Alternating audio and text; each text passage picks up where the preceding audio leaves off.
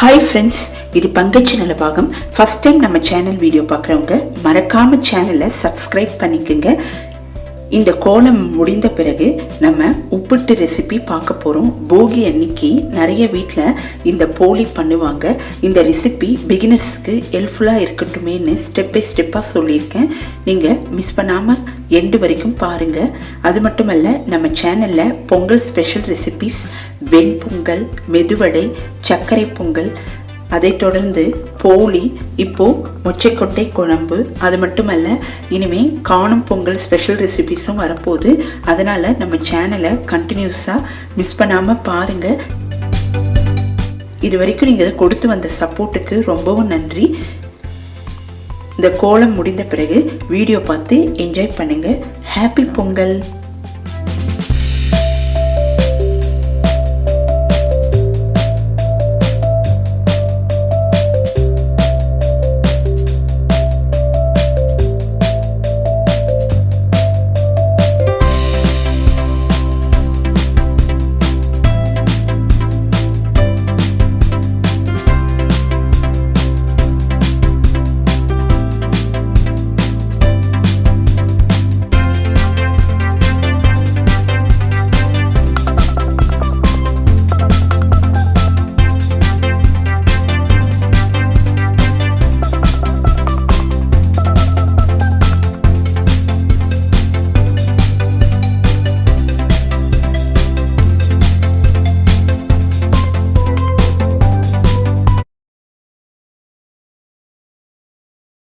ரொம்ப சாஃப்டான உப்புட்டு எப்படி பண்ணுறதுன்றதை பார்க்கலாம்.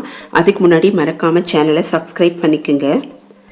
இப்போது கடலைப்பருப்பை ஒரு பாத்திரத்தில் நல்லா கழுவி ஊற வச்சிடலாம். உங்களுக்கு ஊற வைக்க டைம் இல்லைன்னா நல்லா சூடான தண்ணியில் கடலைப்பருப்பை ஊற வச்சிருங்க. 5 நிமிடத்தில் அது ஊறிடும்.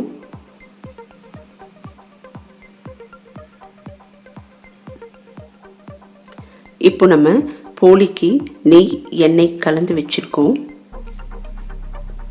குக்கர் பாத்திரத்தில் ஊற வைத்த கடலை பருப்பை 4 விசில் வேகிற அளவுக்கு வச்சு எடுத்துடலாம். இப்போ ஒரு பாத்திரத்தில் நல்லா கொதிக்கிற தண்ணியை விட்டுக்கலாம். இதில் உப்பு, நல்லெண்ணெய், மஞ்சள் சேர்த்துக்கலாம். மேல் மாவு தயார் பண்ண போகிறோம். பிசையும் போது ரொம்ப சாஃப்டாக வரும். இப்போ நம்ம சலிச்ச கோதுமை மாவை சேர்த்துக்கலாம். தண்ணீர் சூடாக இருக்கிறதுனால ஒரு ஸ்பூன் வச்சு நல்லா மிக்ஸ் பண்ணிக்கலாம். 2-3 நிமிஷம் கழித்து சூடு ஆறின பிறகு நம்ம கையால் சப்பாத்தி மாவு மாதிரி இந்த போலி மாவை தயார் பண்ணிக்கலாம். இப்போ போலி சாஃப்டாக வரத்துக்கு இதன் மேலே நல்லெண்ணெயை விட்டு நல்லா பிசைஞ்சிடலாம்.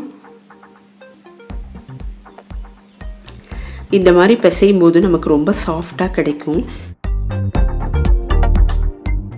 திரும்பவும் இதன் மேலே நல்லெண்ணெய் விட்டு ஒரு மூடி போட்டு மூடி வச்சிடலாம். மாவு நல்லா ஊறணும். ஊற ஊற நமக்கு சாஃப்டான போலி கிடைக்கும். இப்போ தேங்காவை நான் கட் பண்ணி வச்சுருக்கேன். இது மிக்சியில் நல்லா கிரைண்ட் பண்ணிக்கலாம். அரைத்த தேங்காவை ஒரு கடாயில் சேர்த்துக்கலாம். வெள்ளத்தூளையும் சேர்த்துக்கிறேன். கடைகளில் வெல்லம் தூள் பண்ணி கிடைக்குது. தேவையான அளவு ஏலக்காய் தூள் சேர்த்துக்கலாம். வேக வைத்த பருப்பை சூடு ஆறிய பிறகு மிக்சியில் நல்லா அரைச்சிடலாம். அரைத்த பருப்பை இப்போது பூரணத்துக்கு சேர்த்துக்கலாம். எல்லாத்தையும் நல்லா மிக்ஸ் பண்ணிவிட்டு நம்ம அடுப்பில் வைக்கலாம். எல்லாம் ஒன்று சேர்ந்து மிக்ஸ் பண்ணி வச்சோன்னா நமக்கு பூரணம் தயாராகிடும். இதன் நடுவில் நம்ம நெய் தேவையான அளவு விட்டுக்கலாம். நெய் விட்டோன்னா ரொம்ப வாசனையாக பூரணம் நல்லா இருக்கும்.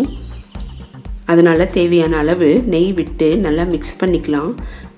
இப்போ நமக்கு பூரணம் தயாராகிடுச்சு. இந்த பூரணம் சூடு ஆறின பிறகு உருண்டைகளாக பண்ணி தனியாக எடுத்து வச்சிடலாம். அப்போ தான் நமக்கு ஈஸியாக போலி தட்டும்போது இதை நடுவில் வைத்து தட்ட முடியும். அதனால் இதை சூடு ஆற விட்டுடலாம். இப்போ ஒரு வாழை இலையை சுத்தம் பண்ணிடலாம்.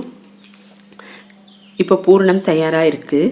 இந்த இலையில் நல்லெண்ணெய் விட்டு முதல்ல நல்லா தடவிடலாம். அப்போ தான் போலி நம்ம தட்டும்போது எந்த அளவுக்கு நமக்கு திக்னஸ் வேணுமோ அந்த அளவுக்கு நல்லா வரும்.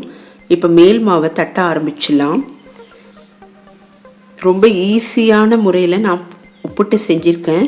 நீங்கள் இதையே ஃபாலோ பண்ணிங்கன்னா உங்களுக்கு ரொம்ப டேஸ்ட்டான உப்புட்டு கிடைக்கும். உள்ளே இருக்கிற பூரணத்தையும் இதே மாதிரி தட்டி வச்சுட்டோன்னா நமக்கு எல்லா இடத்துலையும் சீராக இனிப்பு பரவும்.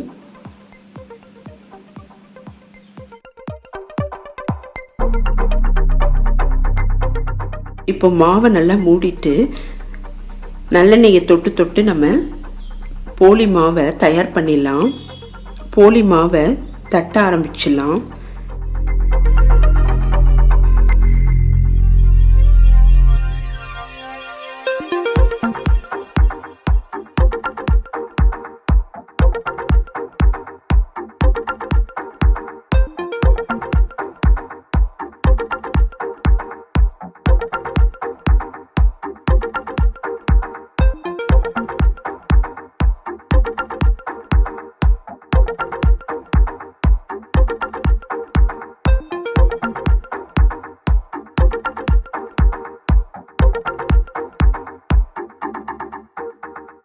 போலி சுட ஆரம்பிச்சிடலாம்.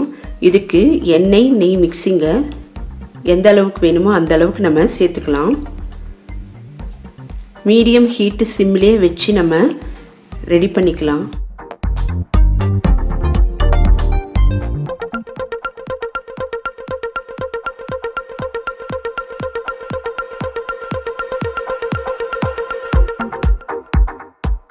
நமக்கு போலி தயாராகிடுச்சு. சாஃப்டான போலி. இது சுட சுட சாப்பிடும்போது 10க்கு மேலே கூட சாப்பிடலாம். அந்தளவுக்கு சாஃப்டாக டேஸ்டான உப்புட்டு தயாராகிடுச்சு.